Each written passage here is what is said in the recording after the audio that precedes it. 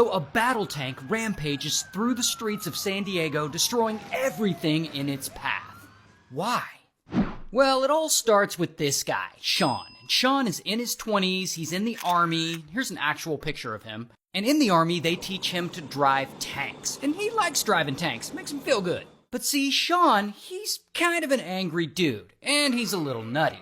So in 1980, after only being in the military for 2 years, boom, they kick him out due to multiple disciplinary problems. And so he moves back to his hometown of San Diego, and there he becomes a plumber. And it's not driving tanks like he wants, but this is a pretty good job for him. But even so, over the years, his whole life starts falling apart. Like his plumbing business is failing, he eventually starts drinking a lot and getting into drugs, specifically meth. His wife leaves him, then he later gets a girlfriend and she breaks up with him and moves out. And at one point someone steals his work van, which has all his plumbing tools in it. So now poor Sean can't work and the bills are really starting to pile up. And as you can imagine, this is all too much for Sean to handle. He's starting to feel hopeless and powerless. So, what does he do to deal with all this hardship?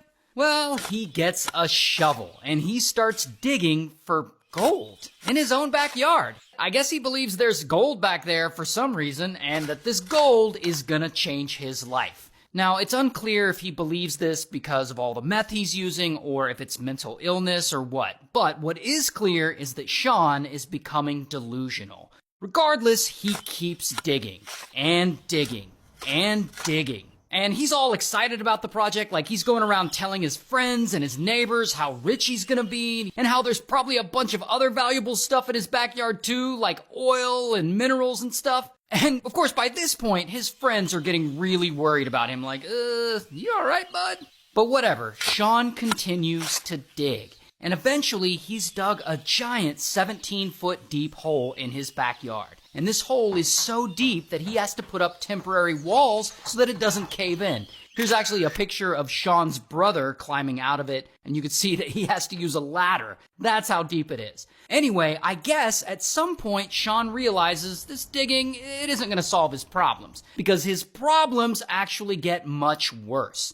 By 1995, he's around 35 years old now, he's having major financial issues. I guess he's broke and he's not paying his bills because his lights get turned off. His water also gets turned off, and at one point Sean gets a letter telling him that his house is about to be foreclosed on. And so, once again, Sean feels hopeless and powerless. Like, what's he gonna do now? His business is failing, he's got no money, there's no gold in his backyard. And that is when Sean just snaps. Because one day, that same year, he gets an insane idea. He's gonna punish the entire city of San Diego for all the bullshit he's been going through.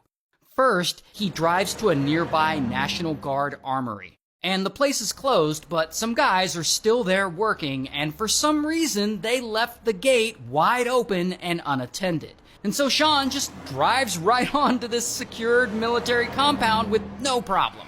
And he parks, and he gets out, and he's wandering around the base, and at this point, he's high on a bunch of meth, and he's got no shirt on, so he very much looks like a lunatic. And there are guards around, but for some reason, they don't try to stop him. They don't even try to approach him. I'm not even sure if they notice him.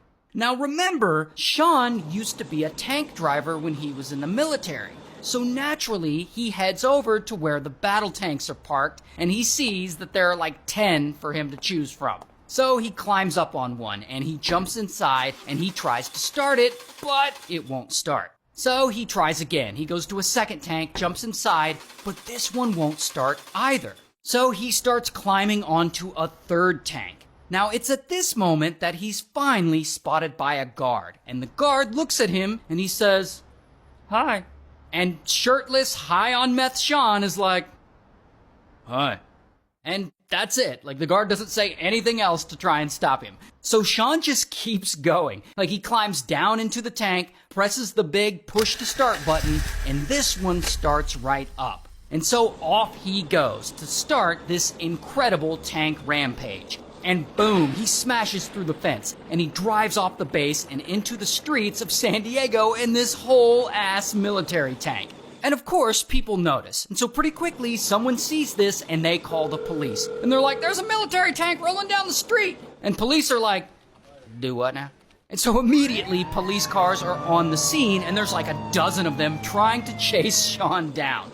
However, it's not long before they realize that they're not equipped to take on this military vehicle built for war. This thing could easily crush their squad cars. And so, as they try and figure out what to do, Sean just keeps going, causing all kinds of chaos. He's smashing into parked cars and flattening them. He rams through a stoplight pole and drags it along with him as he drives away. He intentionally runs over a fire hydrant which cuts off water to the local residents. And police, they just look foolish even trying to stop him.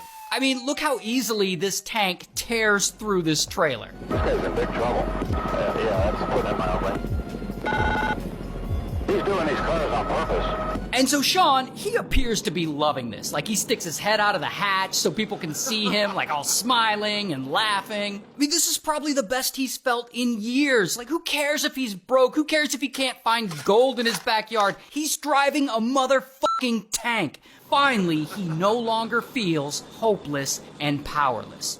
Meanwhile, police, they're over here freaking out. They're yelling at pedestrians to stay back and stay away from the situation so that they don't get hurt. This is the San Diego Police Department. Everybody go back to your house and get off the street. He's doing these cars on purpose. And so this whole chaotic scene goes on for 23 whole minutes. And in that time, Sean has destroyed over 40 cars and caused all kinds of damage to the city. And he has no intention of stopping. And so it looks like there's nothing police, or anyone really, can do about it.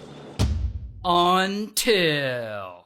At this point, Sean decides to take this chase onto the highway for some reason. Maybe he's going to a new city, I don't know. But of course, police follow him. Once he's on the highway, he's there, he's cruising along as fast as this tank will go, and suddenly, skirt, he loses control, and he swerves to the left, and kaboom, he hits the center divider. And the tank gets high-centered on that concrete divider there, and now Sean is stuck. And so police finally have their chance. And so they act fast. And boom, they swarm the accident. And they climb up the tank and they break open the hatch. But Sean, he isn't ready for this rampage to end. And so he starts revving the engine, rocking the tank back and forth, trying to get free and knock all the police officers off of it.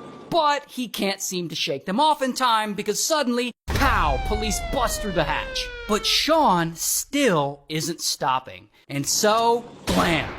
An officer shoots him, and he ends up unalived.